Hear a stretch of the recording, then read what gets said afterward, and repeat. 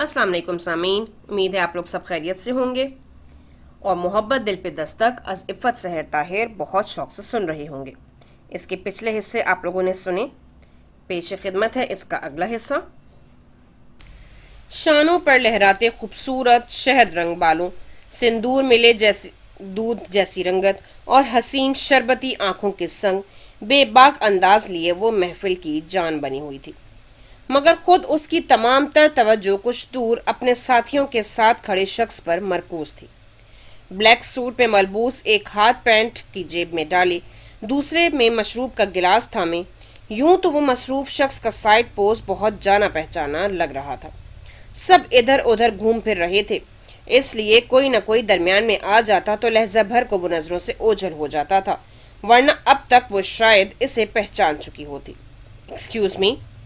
वो अपने ग्रुप से माजरत करती हुई दिल में तजस्सुस लिए उसकी तरफ बढ़ी जहां उस शख्स को देखा था, मगर ठिठक कर रुकना पड़ा क्योंकि वो वहां पर नहीं था। वो मायूसी से इधर उधर देखने लगी। किसको ढूंढ रही हो? साद ने करीब आकर पूछा। उसी ने ये बिजनेस पार्टी अरेंज की थी, मगर यहाँ की फिजा कारोबारी से ज्यादा दोस्ताना थी। किसी को भी नहीं, वो मुस्कुरा दी। पार्टी कैसे जा रही है?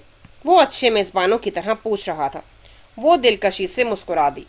बहुत ज़बरदस्त अरेंजमेंट है, वो तौसीफी अंदाज में बोली, मगर उसकी बात अधूरी ही थी। उसी वक्त उसे वही शख्स कॉर्नर वाली टेबल के पास दिखाई दिया था।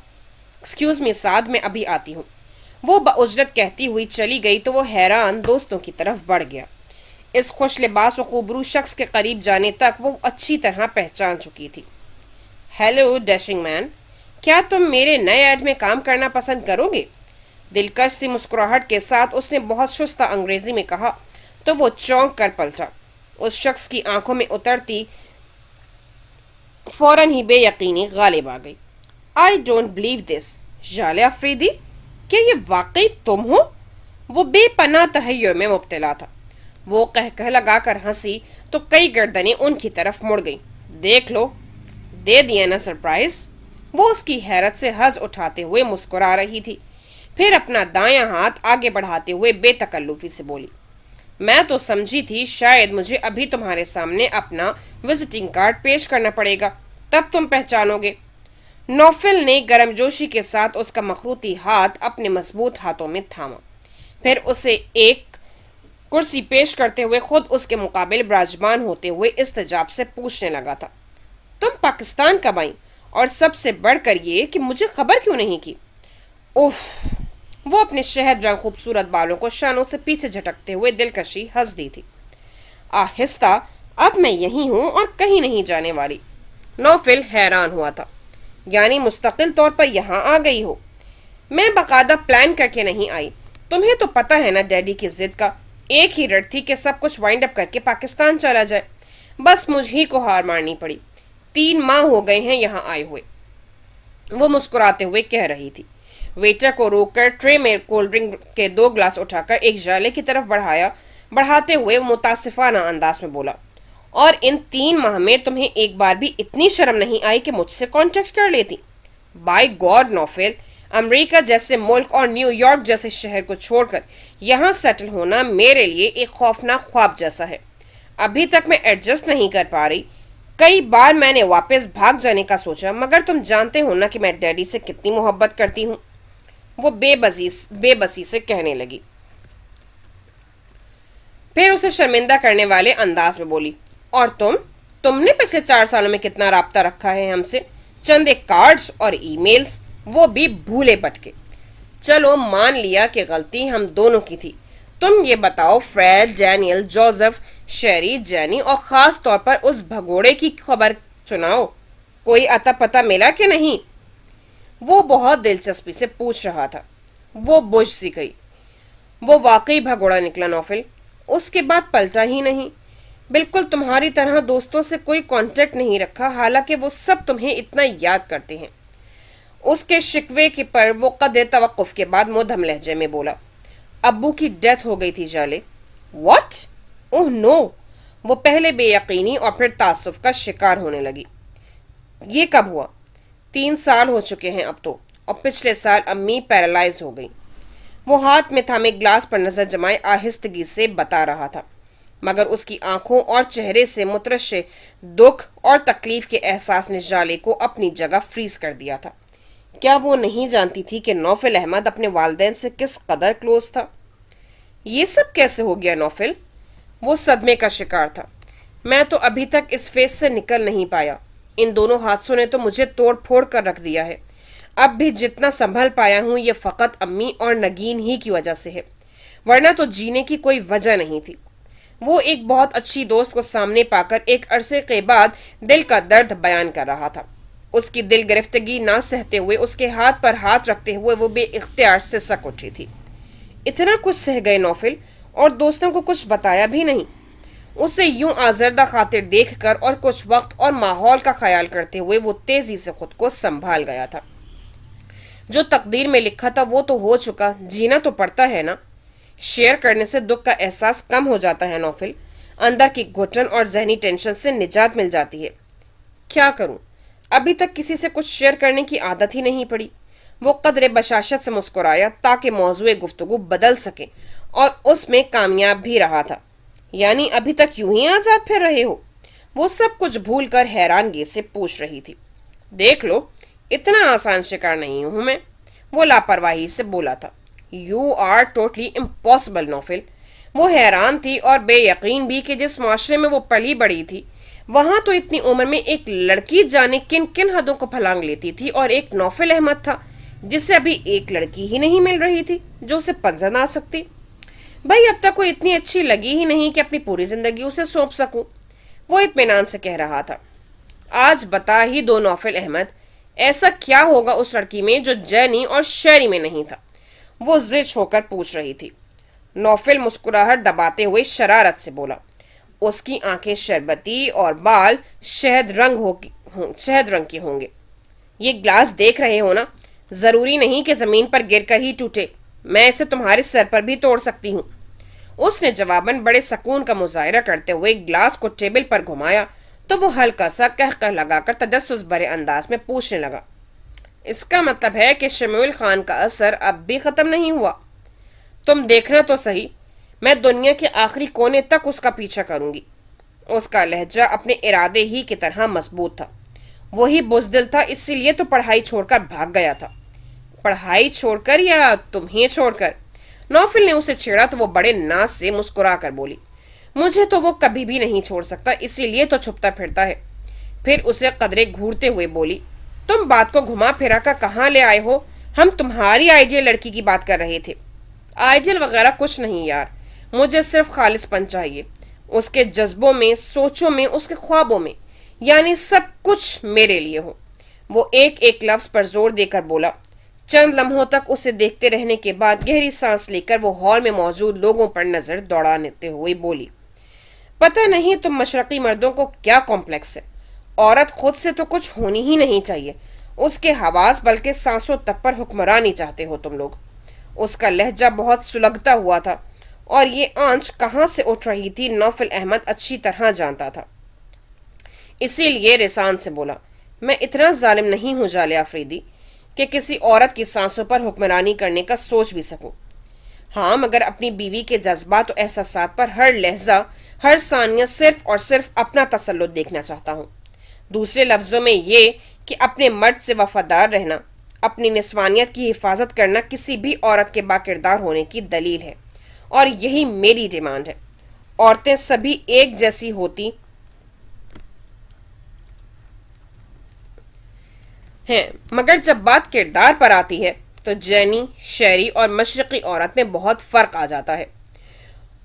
اور خود تم لوگ سارے جہان کی عورتوں سے دوستیاں نبھاتے پھرتے ہو، مگر اپنی بیوی 7 پردوں میں قید چاہیے ہوتی ہے۔ وہ اب بھی اسی جارحانہ موڈ میں تھی جس کا محرک وہ جانتا تھا۔ یہ تو باہمی رضامندی کا رشتہ ہے جالے، یوں ہی تو کسی سے دوستی نہیں ہو جاتی۔ اور جہاں تک بات ہے 7 پردوں میں قید بیوی کی، تو میرے نزدیک وہ مرد خوش قسمت ہوتا ہے جسے ایسی بیوی ملے، خود کو صرف اپنے شوہر کے لیے سمیٹ کر رکھنے والی، دوسرے مردوں کی نگاہوں سے محفوظ۔ وہ نرمی سے اپنا مطمئن نظر واضح کر رہا تھا۔ تم بہت شدت پسند ہو، بالکل شمول کی طرح۔ وہ تو علی الاعلان خود کو شدت پسند ظاہر کرتا تھا جبکہ تم چھپاتے تھے، مگر ہو دونوں بالکل ایک جیسے، وہ چڑھ کر کہتے ہوئے طنز پر اتر آئی تھی، جسے نوفل نے کافی حوصلے سے برداشت کر لیا۔ وہ جس معاشرے سے آئی تھی وہاں ایسی باتوں کو شدت پسندی ہی تصور کیا جاتا تھا۔ اوکے، اب یہ فضول بحث بالکل ختم۔ نوفل نے مصالحانہ انداز میں ہاتھ اٹھائے تو وہ بھی ڈھیلی پڑ گئی، پھر پوچھنے لگا، آج کل کیا کر رہی ہو؟ ایڈورٹائزنگ کمپنی چلا رہی ہوں، اس نے بتایا تو وہ ہنس دیا۔ تبھی مجھے ایڈ کی آفر دی جا رہی تھی۔ وہ بہت سیریس آفر تھی، تم کسی بھی ماڈل سے زیادہ ہینڈسم ہو، وہ صاف گوئی سے بولی۔ نوفل نے اسے چھیڑا، شمیول خان سے بھی زیادہ۔ میں نے صرف ماڈل کہا ہے، وہ فوراً جتانے والے انداز میں بولی۔ اچھا یہ بتاؤ کمپنی کیسی چل رہی ہے؟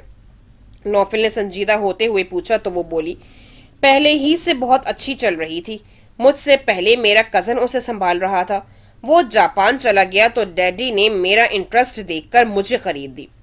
تمہارا یوں بھی ان کاموں میں بڑا انٹرسٹ تھا، پھر کبھی ایکٹنگ نہیں کی جالے؟ وہ پوچھ رہا تھا اور یہ سوال یوں ہی نہیں تھا بلکہ اس کا اچھا خاصا بیک گراؤنڈ تھا۔ فریڈ کالج کی ڈرامیٹک سوسائٹی کا پریزیڈنٹ تھا اور جالے سیکرٹری تھی۔ اس سے پہلے ہمیشہ وہ لوگ شیکسپیئر کو ایکٹ کرتے رہے تھے، مگر اس بار نوفل کو عجیب سا خیال سوجا تھا۔ اس نے شیکسپیئر کو ریجیکٹ کر کے وارث شاہ کا نام ان کے سامنے رکھ دیا۔ وہ سب وارث شاہ سے نہ آشنا، ہیر رانجھا کی داستان سے نہ بلد تھے، مگر نوفل نے دنوں میں سارا مواد حاصل کر کے ایک ڈرامے کی صورت صفحات پر بکھیر کر ان کے ہاتھ میں تھما دیا تھا۔ انگریزی میں ویسی چاشنی تو نہیں جیسے پنجابی میں ہے، مگر میرا وعدہ ہے کہ ڈرامہ فلاپ نہیں ہوگا۔ نوفل نے ان سب کو تسلی دی تو خود میں سمٹا رہنے والا شمیول خان بدک اٹھا۔ خدا کا خوف کھاؤ نوفل، میرے باپ کو پتہ چل گیا نا کہ میں جالے آفریدی کا رانجھا ہوں تو وہ فون پر ہی مجھے شوٹ کر دے گا۔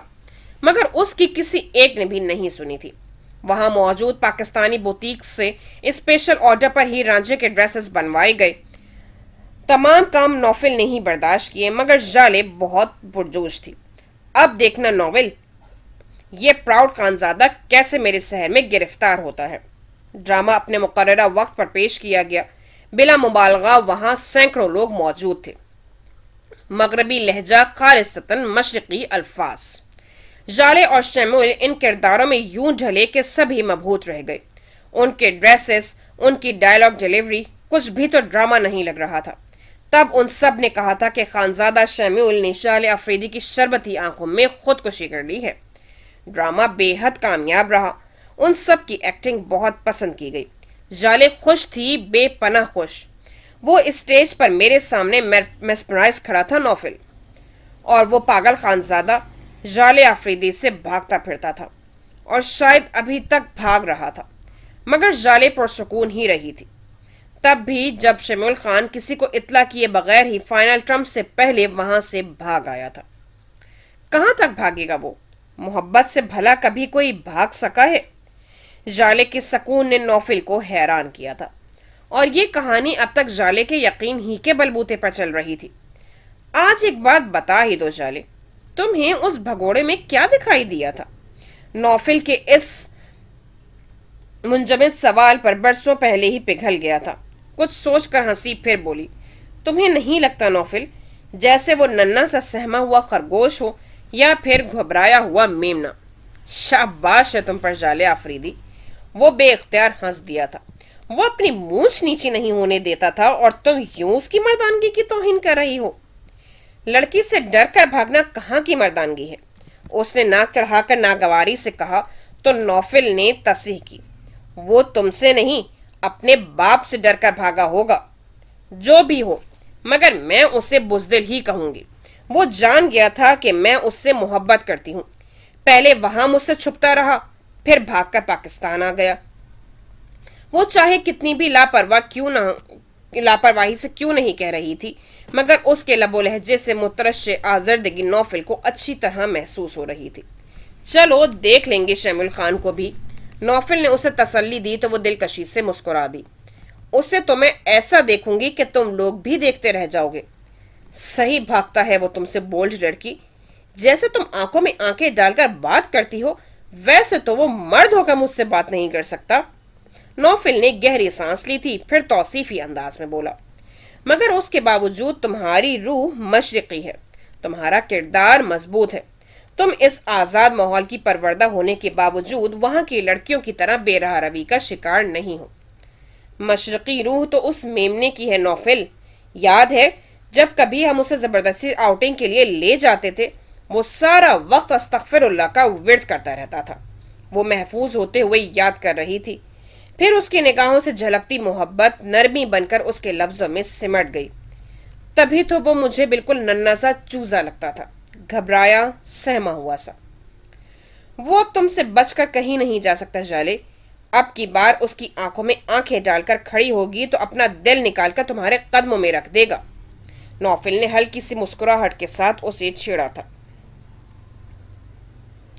کبھی نہیں نوفل، اس کی محبت میں جو کچھ مجھ پر بیت رہی ہے، اس کے بعد اگر وہ دل کے بجائے اپنی ایک نظر ہی میری نظر کر دے تو میں اس کی بھی کبھی بے توقیری نہ ہونے دوں۔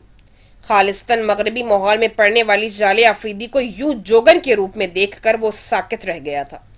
وہ ابھی کچھ دیر پہلے والی جالے تو نہیں لگ رہی تھی، بات بے بات ہنستی کہہ لگاتی۔ اس کی شربتی آنکھوں میں چمکتی نمی نے نوفل کو ششدر کیا تھا۔ یہ کیسی محبت تھی جسے یہ ہجر، یہ دوری ختم کرنے کے بجائے بڑھاوا دے رہی تھی؟ اور امریکہ جیسے ملک کی باسی جالے آفریدی نیو یارک کی سڑکوں پر استغفر اللہ اور لا حول ولا قوت پڑھنے والے شمیول پر مر مٹی تھی۔ پہلے بھی میں وصل کو محبت سمجھتی تھی نوفل، لیکن میں غلط تھی۔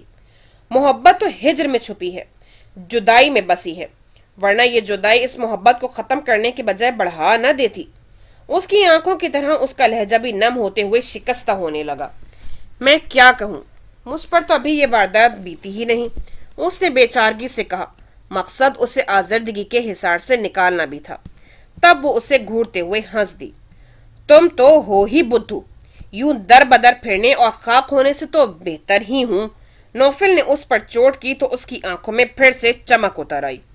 بہت لطف ہے اس میں بھی نوفل احمد، اور بے بسی کے پلٹنا بھی اپنے اختیار میں نہیں ہے۔ اگر کوئی مجھے یوں محبت میں ہرٹ کرتا تو میں اس پر 100 بار لعنت بھیج چکا ہوتا۔ وہ سنجیدہ تھا، مگر جالے نے اس سے بھی زیادہ سنجیدگی سے جواب دیا۔ وہ محبت نہ ہوتی نوفل، محبت پلاننگ کے ساتھ کسی کی خامیوں خوبیوں کو جانچ پرکھ کر نہیں کی جاتی۔ کسی کو ٹھونک بجا کر دیکھنے کے بعد چاہنا آپ کی ضرورت کی تکمیل تو ہو سکتی ہے، محبت نہیں۔ اس زمین پر یہ واحد آسمانی چیز ہے، اور آسمانی چیز میں کھوٹ نہیں ہو سکتا۔ محبت بھی تو ایک ضرورت ہے، نوفل نے کہنا چاہا، مگر وہ اس کی بات کاٹ گئی۔ محبت کو ضرورت کے پلڑے میں مت تولو نوفل، ضرورت تو کہیں سے بھی پوری کی جا سکتی ہے، مگر محبت ہر کسی سے نہیں ملتی۔ اس کے انداز و الفاظ متاثر کن تھے، مگر نوفل احمد تک ابھی اس جذبے کی آنچ نہیں پہنچی تھی، اس لیے وہ ابھی بھی قائل نہیں ہوا تھا۔ یہ تو ماننے والی بات نہیں ہے کہ کسی کی خاطر دن رات جلتے سلگتے رہو، اسے چاہے پرواہ بھی نہ ہو۔ ایسی صورت میں اس بے مہر سے محبت کیسے رہ سکتی ہے؟ جیسے میں کر رہی ہوں، 1-2 بار نہیں 100 بار وہ مجھ سے کترایا ہے، بھاگا ہے، مگر اب بھی اسی کو مرکز بنائے اس کے گرد چکرا رہی ہوں۔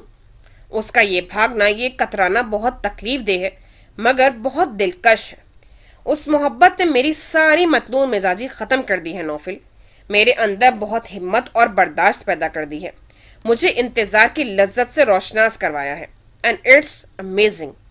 وہ جینز شرٹ میں ملبوس مغربی انداز لیے محبت پر بولتی لڑکی نوفل احمد کو شاید حیرت کی مار مارنے کے موڈ میں تھی۔ کسی کی بے وفائی کا علم ہونے کے بعد محبت کیسے باقی رہ گئی؟ اس کی بات سن کر جالے نے مایوسی سے کہا، تم نہیں سمجھ سکتے نوفل، محبت کی ایک ہی تھیوری ہے، جس انداز میں بھی شروع کرو گے حالات و واقعات میں کوئی فرق نہیں پاؤ گے۔ ہاں، تجربات و مشاہدات ضرور الگ ہو سکتے ہیں، مگر ہر بات محبت زندہ باد ہی کے نعرے بلند ہوتے ہیں، باوجود تلخی حالات اور محبوب کی بے اعتنائی کے، ورنہ دوسرے بہت سے کاموں کی طرح پچھتا کر انسان محبت کرنا بھی چھوڑ دیتا۔ مگر یہ تو فطرت انسانی ہے، وہ بے اختیار بول اٹھا تھا۔ اس کے اس غیر متوقع جملے پر جالے دل کھول کر ہنسی تھی۔ اب آئے ہونا لائن پر، جب ایک چیز آپ کی فطرت میں شامل ہے تو چاہے کیسے بھی دگرگوں حالات کیوں نہ ہوں، آپ اسے ترک نہیں کر سکتے۔ यकलख्ती नौफिल ने टेबल पर हल्के से हाथ मारा था। बस करो 21वीं सदी की हीर साहिबा, मुझ में इस टॉपिक पर मजीद बहस करने की ताकत नहीं रही। हार गए हो? जाले ने उसकी हालत से जैसे लुत्फ उठाया था। कभी नहीं, वो फिलफौर बोला था। इस बहस में तुम्हारे नजरिए से हारने का मतलब है अपने लाइफ पार्टनर के खोट और बेवफाई को बर्दाश्त करना, जो कि नामुमकिन है। अगर बकौल तुम्हारे मोहब्बत आसमानी शय है तो फिर उसमें खोट नहीं हो सकती। अगर खोट है तो फिर यह जज्बा मोहब्बत के अलावा और कुछ भी कहलाया जा सकता है। थैंक्स गॉड नौफिल, मैं तुमसे मोहब्बत नहीं कर बैठी। तुम तो मुझे दीवार पर बैठे कव्वे के मुतालिक भी सोचने ना देते। इस कदर जज्बाती हो तुम। उसने मसनूई खौफ से कहा तो वो इत्मीनान से बोला, तो सही है ना, इतने डैशिंग बंदे के होते हुए किसी को लेकर सोचने का मतलब भी क्या है? ओह माय गॉड, जाले हंसती चली गई थी। खुदा करे तुम्हारी जिंदगी में इतनी ही खालिस लड़की आए जितनी के तुम खुद हो। उसके दुआया अंदाज पर नौफिल ने जोरों शोर से आमीन कहा था। इश्क के मारों की दुआओं में बहुत असर होता है, और तुम तो वैसे भी जोगन बनती जा रही हो। उड़ा लो मजाक। जब खुद इस कैफियत में आओगे तब पूछूंगी कि अकल किस भाव बिकती है। जाले ने मुस्कुरा कर कहा तो वो बोला, इतने सालों के बाद मिले हैं और किस बहस में उलझे हुए हैं। चारों तरफ से निहायत खूंखार नजरें मेरी तरफ उठ रही हैं तुम्हारी वजह से। जाले ने महफूज कुन अंदाज में कहका लगाया था। फिर तो तुम्हें खुद को खुशकिस्मत महसूस करना चाहिए। खुशकिस्मत या खतरे में? उसने भवें उचकाई थी। वो हंसकर बोली, इन सब बातों को छोड़ो और ये बताओ कि मुझे घर कब ले जा रहे हो? कहीं तुम इस मेमने को छोड़कर मुझ जैसे शेर को फांसने के चक्कर में तो नहीं? वो शरारत से कह रहा था। शट अप, उसने नौफिल को घूर कर देखते हुए संजीदगी से कहा। तुम उनके बारे में इतना कुछ बताया करते थे कि मेरे दिल में हमेशा उनसे मिलने की ख्वाहिश रहती थी। उन्हें इन हाल में देखना बहुत दुख की बात तो है, मगर वाकई उनसे मिलना चाहती हूँ। तो फिर अभी चलो, नग्गी भी तुमसे मिलकर बहुत खुश होगी। तस्वीरों की हद तक तो तुम सबसे वाकिफ ही हो। नौफिल ने कहा तो वो कलाई में बंधी खूबसूरत सी घड़ी पर एक नजर डालकर सोचने वाले अंदाज में बोली, इस वक्त डैड को फोन करना पड़ेगा। तो कर लो। नौफिल ने अपने मोबाइल की तरफ इशारा किया तो वो अपना बैग खंगालकर अपना मोबाइल निकालते हुए बोली, मेरी कंपनी इतना अच्छा बिजनेस तो कर ही रही है कि मैं अपना मोबाइल फोन रख सकूं। ओके। उसकी बात पर वो मुस्कुरा दिया था। जाले ने डैडी को नौफिल के बारे में बताया तो उन्होंने बहुत खुश होकर उससे बात करने की ख्वाहिश का इजहार किया। नौफिल के साथ उनके बहुत दोस्ताना रवाबित रहे थे। तुमसे बहुत शिकायतें हैं अंकल को, बहुत तंग करने लगी हो इन्हें। मोबाइल ऑफ करके उसकी तरफ बढ़ाते हुए नौफिल ने फहमाइशी अंदाज में कहा तो वो हल्की सी सांस खींचते हुए बोली, अब तुम मेरी क्लास लेने मत बैठ जाओ, पहले ही काफी देर हो चुकी है मुझे। साद और उसके डैडी से अलविदाई कलमात के बाद वो रुखसत होकर होटल से निकलकर पार्किंग लॉट की तरफ बढ़े तो रात के साए फैल रहे थे। मैं अपनी गाड़ी से आई हूँ। जाले ने उससे मुतला किया तो नौफिल ने सोचते हुए हल पेश किया, तुम यूं करो, मेरी गाड़ी को फॉलो करो। किसी लड़के का यूं किसी लड़के को फॉलो करना अच्छा तो नहीं लगता, मगर मजबूरी है। वो शाने उचकाकर शोखी से बोली तो नौफिल ने अपनी गाड़ी की तरफ बढ़ते हुए कहा, और वो जो उस खानजादे को फॉलो किया जा रहा है वो भी मजबूरी है। वो हंसते हुए अपनी गाड़ी के डोर लॉक में चाबी घुमाने लगी। नौफिल ने बहुत अरसे बाद अपनी जहनी पजमर्दगी को छटता महसूस किया था। मेन रोड पर आकर गाड़ी की रफ्तार बढ़ाते हुए उसने साइड मिरर में रेड गाड़ी को अपने पीछे आते देखा तो लबों की तराश में धीमी सी मुस्कुराहट फैल गई। उसे नौफिल के साथ देखकर नगीन फौरन उसे पहचान गई थी और इस कदर मोहब्बत और जोश से मिली कि जाले की तबीयत भी खुश हो उठी। उसे नगीन के हवाले करके नौफिल कपड़े तब्दील करने चला गया। वो उससे लिए सौलिहा बेगम के कमरे में चली आई। वो भी बहुत मोहब्बत और शफकत से मिली थी। वो बेतकल्लुफी से उनके बिस्तर के पास ही टिक गई। मैं भी आप लोगों से इसी तरह वाकिफ हूँ जैसे कि आप लोग मुझसे, और इसका क्रेडिट यकीनन नौफिल को जाता है। लेकिन बेटा, नौफिल ने तुम्हारे आने के मुतालिक कुछ नहीं बताया। सौलिहा बेगम को हैरत हो रही थी। उसे खुद कहाँ पता था, बल्कि इतना अचानक ये सब हुआ कि मुझे खुद पता नहीं चला। वो अपनी बात पर खुद हंसी थी, फिर कुछ ख्याल आने पर रुक सी गई। उनका हाथ थामकर दिल गिरफ्तगी से बोली, और मैंने कब सोचा था कि आपको इस हालत में देखूंगी। اور پھر انکل کے متعلق پتہ. قدرت کا قانون ہے بیٹا، ہر ایک کو اس مالک حقیقی کی طرف لوٹنا ہے، کسی کو ابھی تو کسی کو بعد میں. وہ بھی آزردہ ہو گئی تھی. میں تو آپ کی اردو سن کر حیران ہوں. نوفل بھائی نے بتایا تو تھا، مگر مجھے یقین نہیں آتا تھا کہ ساری عمر امریکہ میں گزار کر بھی کوئی اتنی اچھی اردو بول سکتا ہے. نگین نے فوراً ہی موضوع اور سوال بدلنے کی صحیح کر ڈالی تھی. وہ دھیمی سی مسکراہٹ کے ساتھ بولی، نوفل نے تمہیں یہ نہیں بتایا کہ میں پاک اردو سوسائٹی کی مستقل ممبر بھی رہی ہوں. یہ اکیڈمی وہاں بہت سے پاکستانی اسٹوڈنٹس نے بنا رکھی ہے، جہاں اردو سیکھنے کی خواہش رکھنے والے بہت سے امریکی نیاد پاکستانی بہت اچھی اردو سیکھ سکتے ہیں. میں نے یہ اکیڈمی ڈیڈی کی خواہش پر جوائن کی تھی، اور یہ اسی کا صلہ ہے کہ میری اردو بہت اچھی تو نہیں مگر بہتر ضرور ہے. باقی ڈیڈی کی مہربانی ہے. نکی سست لڑکی، تم نے جالے کی کوئی خاطر مدارت کی ہے یا صرف باتیں ہی بگاڑ رہی ہو؟ نوفل کپڑے تبدیل کر کے چلا آیا تھا. آئیں نا، ڈرائنگ روم میں چلتے ہیں. نگین خجل سی ہو گئی تھی. میں تو یہیں ماما کے پاس بیٹھوں گی.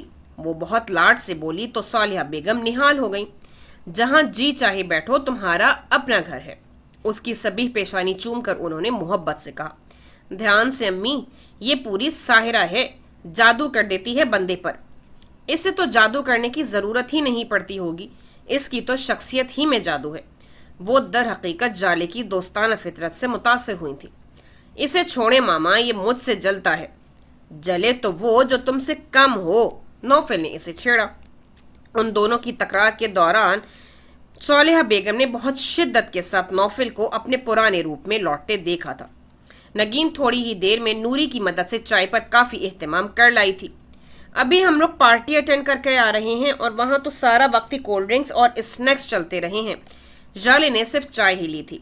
تم بنا خوف و خطر سب کھا سکتی ہو، کیونکہ ان میں سے کچھ بھی نگین نے نہیں بنایا. نوفل نے تسلی دیتے ہوئے در پردہ نگین کو چھیڑا تھا. جی نہیں، نہ صرف چائے بلکہ یہ چکن رول بھی میں نے ہی بنائے ہیں. نگین نے فوراً اپنی کارکردگی بیان کی. اور مجھے تو یہ بھی بنانے نہیں آتے. جالے نے چکن رول اٹھاتے ہوئے صاف گوئی سے بولا تو نگین سادگی سے بولی، نوفل بھائی نے بتایا تھا کہ آپ نے ایک مرتبہ چائے بنائی تھی، اس کے بعد سے آپ کے ڈیڈی نے چائے پینا ہی چھوڑ دی. نوفل نے ٹہکا لگایا تھا اور بہانہ یہ بنایا کہ ڈاکٹر نے منع کر دیا ہے چائے پینے سے. حالانکہ ڈاکٹر نے چائے سے نہیں بلکہ ویسی چائے پینے سے منع کیا تھا جیسے جالے بناتی ہے. نوفل، تم نے جالے کو انویٹیشن دیا ہے؟ صالحہ بیگم کو یاد آیا تھا. کہاں امی، ابھی اس پارٹی میں تو اس سے ملاقات ہوئی ہے. اس نے چائے کا کپ تھامتے ہوئے بتایا تو جالے نے تجسس سے پوچھا، کیسا انویٹیشن؟ کہیں نوفل کی شادی تو نہیں ہو رہی؟ جی نہیں، مجھے اپنی آزادی فی الحال بہت عزیز ہے. وہ مسکرایا تھا. نگین کی انگیجمنٹ کا فنکشن ہے اور پھر انشاءاللہ اگلے 2-3 ماہ کے بعد شادی کا ارادہ ہے. صالحہ بیگم نے بتایا تو وہ مسکراتی نظروں سے نگین کو دیکھنے لگی، جس کی سنہری ننگت کے نیچے سرخی دوڑ اٹھی تھی. یہ تو بہت خوشی کی بات ہے، مبارک ہونے گی. میں تب زیادہ خوش ہوں گی جب آپ بھی آئیں گی. نگین نے کہا تو وہ پوچھنے لگی، فنکشن کب ہے؟ سنڈے کو. وہ بولی، نیکسٹ سنڈے کو؟ اس نے پوچھا تو نوفل نے بتایا، نہیں، پرسوں. پرسوں؟ پھر تو میری طرف سے بہت معذرت. کل ہم لوگ ایک ایڈ کی شوٹنگ کے لیے شارجہ جا رہے ہیں، 1 ہفتہ تو وہیں لگ جائے گا. اس نے تعصب سے کہا تو ان سب کو افسوس ہوا.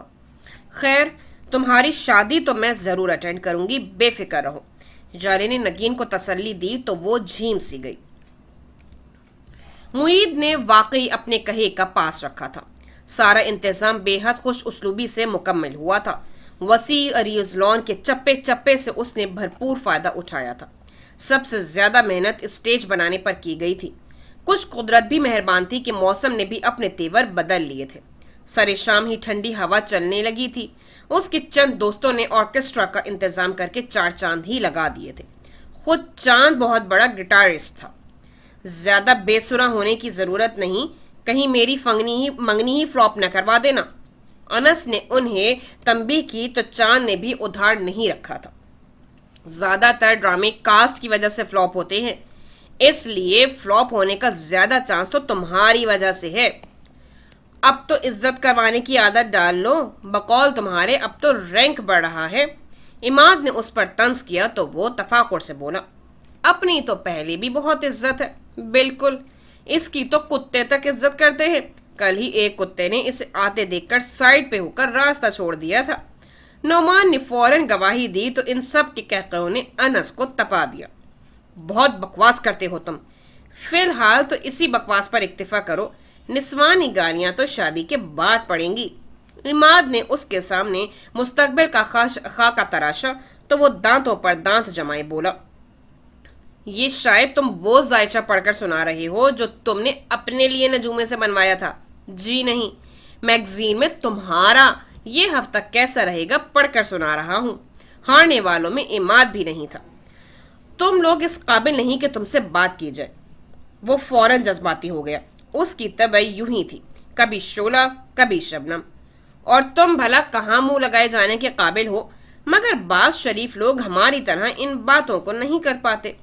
तुम्हारी ससुराल वालों को ही देख लो, इन्हें पता ही नहीं कि अपनी लड़की को कहाँ फंसा रहे हैं।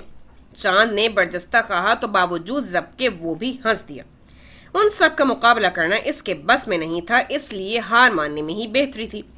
जुहा, वो खुले बालों और हाथ में हेयर ब्रश लिए उसके कमरे में चली आई थी, मगर उसके कुछ कहने से पहले ही जोहा ने कराह कर कहा, खुदा के लिए सबा, कम से कम आज के दिन मुझे ये जंजाल समेटने को मत कहना। जुई प्लीज, वो मुल्तजियाना अंदाज में बोली। उसके बेहद खूबसूरत स्याह बाल घुटनों को छूते थे। अपनी तैयारी के इस मोड़ पर आकर वो हमेशा अटक जाती थी। तुम्हें कौन कह रहा है कि संभालो या संवारो, बस कोई स्टाइल बता दो, कटवा दो। बहुत आसान स्टाइल बताया गया, तुम्हारी गर्दन ही ना कटवा दूं। वो तड़प उठी थी। आपी गंज ही करवा ले, भाई के मंगनी के मौके पर खुसूसी स्टाइल। हमरा ने इजाफा किया तो वो दोनों से उलझना बेकार समझकर बालों को समेटकर सीधी चुटिया बनाने लगी। मैं कैसी लग रही हूं? जुहा बड़े अंदाज से उसके सामने घूमी थी। जदीद तराश और नफीस कढ़ाई से मुज़य्यन मार्बल का ब्लू सूट उसके सरापे को भरपूर दिलकशी अता कर रहा था। ढंग से किए मेकअप ने उसके एक एक नक्श को उजागर कर दिया था, वैसे ही जैसे पहले थी। सबा ने उसकी दिलकशी को नजरअंदाज करते हुए बदला चुकाया तो वो खौल उठी। यानी इन 2 घंटों की मेहनत का कुछ हासिल वसूल नहीं? जो है वो बता दिया। वो इत्मीनान से बोली, तुम जरा सी तारीफ नहीं कर सकती मेरी? हमरा की हंसी को नजरअंदाज करते हुए उसने चिढ़कर पूछा तो वो भोलपन से कहने लगी, तो यूं कहो ना कि झूठ बोलना है। यानी तुम्हारा मतलब है कि मैं अच्छी नहीं लग रही? जुहा को सदमा पहुंचा था। हाँ, अच्छी ही लग रही हो। उसके यूं कंजूसी से तारीफ करने पर वो जल कर बोली, रहने दो, हलक में फंस फंस कर अल्फाज निकल रहे हैं, खाम खा मुश्किल में पड़ रही हो। बचपन की आदत है, जब भी झूठ बोलना पड़े मेरी यही हालत होती है। सबा ने इत्मीनान से कहा तो उसने चिढ़कर हमरा के छाने पर हाथ दे मारा, जो इस बहस से काफी महफूज हो रही थी। अब इस झूठ सच की बहस को छोड़ें, मेहमान पहुंचने ही वाले होंगे। हमरा ने वक्त का एहसास दिलाया तो उन्होंने जल्दी से अपनी तैयारी के बाकी मराहिल तय किए थे। ये शाम और तेरा नाम दोनों कितने मिलते जुलते हैं। मैं तेरा नाम नहीं लूंगा, मैं तुझको शाम कहूंगा। ये शाम और तेरा नाम। चांद और उसका ग्रुप ऑर्केस्ट्रा पर बहुत खूबसूरत धुन बजा रहे थे। मेहमान आ चुके थे, तारुफ के मराहिल तय हो रहे थे। व्हीलचेयर पर बैठी सौलेहा बेगम बहुत पुरतमकिनत लग रही थी। नौफिल उनकी चेयर धकेल रहा था। कितनी सोबर लगती है ना आंटी सबा। जोहा ने उसे ठोका दिया तो वो उसे घूर कर रह गई, मगर उसकी सरगोशियां जारी थी। यार, ये अनस भाई का इकलौता साला भी बहुत हैंडसम है। जुई दफा हो जाओ, अभी किसी ने सुन लिया तो जूते पड़ेंगे। सबा ने दांत पीसे थे। आपी अब ध्यान से रहिएगा, वजदान अपना हैंडी कैम लिए अपनी पूरी सलाहियतें आजमाने के मूड में है। हमरा ने उन्हें मुतला किया तो जोहा ने कहा, अब की बार उसने बदतमीजी की तो अब्बू से जूते लगवाऊंगी उसे। जहां भी मुंह फाड़ के हंसो ये अपना कैमरा लेकर पहुंच जाता है। हर बार इसकी बनाई हुई मूवी में सबसे ज्यादा फजूल सीन होते हैं। तुम्हारे बर्थडे पर हमरा के जमाई लेने का सीन उसने किस कदर मशाकी से बनाया था, बाद में सब देखकर हंसते रहे थे। सबा को याद आ गया था। اور کہتا ہے میں حقیقت سے قریب ترین شوٹنگ کرتا ہوں۔ ہمرا نے جل کر کہا، صبا میں نے تمہیں لینس والا کیمرہ دیا تھا، کہاں ہے؟ معید نے باعجلت پوچھا تو وہ گڑبڑا گئی۔ وہ تو شاید امی کی الماری میں ہوگا یا پھر جہاں بھی ہے جا کر لے کر آؤ، معید نے کہا تو وہ سعادت مندی کا مظاہرہ کرتی فوراً اٹھ گئی۔ تم لوگوں کو ذرا بھی مینرز نہیں آتے، نوفل کی کزنز بھی ساتھ ہیں، انہیں کمپنی دو۔ وہ اب زوہا اور ہمرا کو ڈانٹ رہا تھا۔ ہمرا تو کان دبا کر بھاگ گئی تھی۔ ہماری کون سی اس کے ساتھ جان پہچان ہے؟ زوہا نے تنک کر کہا تو وہ فہمائشی انداز میں بولا، وہ ہماری مہمان ہے، اس سے بڑھ کر پہچان اور کیا ہوتی ہے؟ مگر میں ہر کسی سے فرینک نہیں ہو سکتی۔ بحث مت کیا کرو زوہا، جو کہا ہے اس پر عمل کرو۔ وہ چڑ گیا تھا۔ ایک یہی تھی جو ہر وقت بدتمیزی اور نافرمانی پر تیار رہتی تھی۔ کیا مجال تھی جو کبھی بات مان لی ہو؟ وہ سر جھٹک کر اسٹیج کی طرف دیکھنے لگی جہاں صالحہ بیگم انس کو انگوٹھی پہنا کر منگنی کی رسم ادا کرنے والی تھی۔ وہ لب بھینچے چلا گیا تو زوہا نے اطمینان کی سانس لی۔ صالحہ بیگم کے ساتھ اندر آنے والوں میں ان کی نند زرینہ بیگم اور ان کی بیٹی ادینہ نمایاں تھی۔ وہ بہت پر اعتماد اور طرحدار ادینہ کو شادی کے سال بھر بعد طلاق ہو چکی تھی۔ پھپھو کہہ رہی ہیں آپ اور آپی آ کر تصویریں بنوا لیں۔ ہمرا نے آ کر اطلاع فراہم کی تو وہ شاقی انداز میں بولی، بہت جلدی خیال آ گیا ہمارا۔ شکر کریں کہ باری آ گئی ہے، ورنہ تو بھائی جان کے ہی پوز ختم ہونے میں نہیں آ رہے تھے۔ ہمرا نے انس کی طرف اشارہ کیا تھا۔ اسی دن کے لیے تو سر توڑ کوششیں کر کے بیوٹی ٹپس آزماتے رہے ہیں۔ زوہا نے جل کر کہا تو وہ بھی ہنسنے لگی، پھر اسے ڈراتے ہوئے بولی، اگر انہیں پتہ چل گیا تو وہ چھوڑیں گے نہیں۔ ارے چھوڑو، انہیں کون بتا رہا ہے؟ زوہا نے فکر مندی سے ہاتھ ہلایا تھا۔ آپی ڈیئر، میں ہوں نا بلا معاوضہ خدمت سر انجام دینے والا۔ وجدان ہینڈی کیم لیے سر پر بلائی جان کی ناگہانی کی طرح موجود تھا۔ وجی خبیث! وہ دانت کچکچا کر اس کے پیچھے لپکی، مگر وہ کہاں قابو میں آنے والا تھا۔ اپنا من پسند سین بمر ڈائلاگز کیمرے میں محفوظ کیے وہ چھلاوے کی طرح غائب ہوا تھا۔ اس نے نہ جانے کیسے پاؤں رپٹا اور وہ سنبھلتے سنبھلتے بھی معید کے ساتھ محو گفتگو نوفل احمد سے جا ٹکرائی۔ گلاس میں سے پیپسی چھلک کر اس کی سفید شرٹ داغدار کر گئی تھی۔ زوہا کا رنگ بدلا، معید بھی ششدر کھڑا رہ گیا۔ آئی ایم سوری، وہ وجدان، وہ ہکلا کر رہ گئی۔ بھلا معید حسن کی خوشمگی نگاہوں کے آگے کوئی کیا کہہ سکتا تھا؟ اٹس اوکے، نوفل اب بھلا کیا کہتا؟ جیب میں سے رومال نکال کر شرٹ صاف کرنے لگا۔ کتنی مرتبہ کہا ہے یوں اندھوں کی طرح مت بھاگا کرو۔ معید نے بنا لحاظ کیے اس کی طبیعت صاف کر دی تھی۔ شرم و خجالت سے اس کی رنگت سرخ پڑ گئی۔ نوفل کو اس کی رونی صورت پر ترس آ گیا۔ ڈونٹ وری معید، ہو جاتا ہے ایسے۔ وہ تیزی سے واپس پلٹ گئی تھی۔ سوری یار، تمہاری شرٹ برباد ہو کے رہ گئی ہے، معید تعصب سے کہہ رہا تھا، اور وہ واقعی خود بھی اتنی الجھن محسوس کر رہا تھا کہ تھوڑی دیر بعد ہمرا سے واش روم کا حدود اربع معلوم کرنے کے بعد اندر کی طرف بڑھ گیا۔ کوریڈور سے گزرنے کے بعد وہ شش و پنج میں مبتلا کھڑا تھا۔ دائیں یا بائیں؟ ہمرا کا بتایا ہوا ایڈریس ذہن سے محو ہو گیا۔ پھر اللہ توکل اس نے دائیں طرف والے دروازے کا رخ کیا۔ اسی وقت کوئی اپنی جھونک میں دروازہ کھول کر نکلا تو بری طرح نوفل سے متصادم ہو گیا۔ غیر ارادی طور پر ہی اس نے سامنے والے کو گرنے سے بچایا تھا۔ اف اللہ! ہلکی سی چیخ نسوانی تھی۔ نوفل سٹ پٹا گیا۔ وہ وحشت زدہ تھی، خوبصورت آنکھیں اس کے مد مقابل تھیں۔ وہ تڑپ کر ہراساں و خائف سے پیچھے ہٹی تو وہ اپنے اس غیر ارادی فعل پر قصور نہ ہوتے ہوئے بھی شرمندہ سا ہو گیا۔ سوری، آپ اتنی اچانک آئیں، مجھے نہیں پتا تھا۔ وہ وضاحت کر رہا تھا، مگر صبا کو اپنا دل ابھی تک اپنے ہاتھوں پیروں میں دھڑکتا محسوس ہو رہا تھا۔ مجھے واش روم میں جانا تھا۔ آپ کی کزن کی مہربانی سے یہ پیپسی میری شرٹ کو خراب کر گئی ہے۔ اس نے پھر کہا تو صبا کے حواس بحال ہوئے۔ تعصب سے اس کی شرٹ کو دیکھا۔ کس نے؟ زوہا نے؟ جی وہی تھی۔ نوفل نے اسے دلچسپی سے دیکھا تھا۔ وہ واش روم ادھر ہے، گیسٹ روم کے ساتھ۔ اس کی ایک نظر سے صبا کی ہتھیلیاں پسج گئی تھیں۔ وہ گڑبڑا کر کہتی باجرت اس کے پاس سے گزرتی باہر نکل گئی۔ نوفل کی نگاہ بے ساختہ اس کے گھٹنوں کو چھوتی ناگن جیسی سیاہ چٹیاں میں اٹکی تھی۔ اس کا سادہ سا لب و لہجہ اور گھبراہٹ یاد کر کے وہ بے اختیار مسکراتا ہوا واش روم میں گھس گیا۔ سد باب یہی تھا کہ گیلے رومال کے ساتھ شرٹ کو صاف کیا جائے۔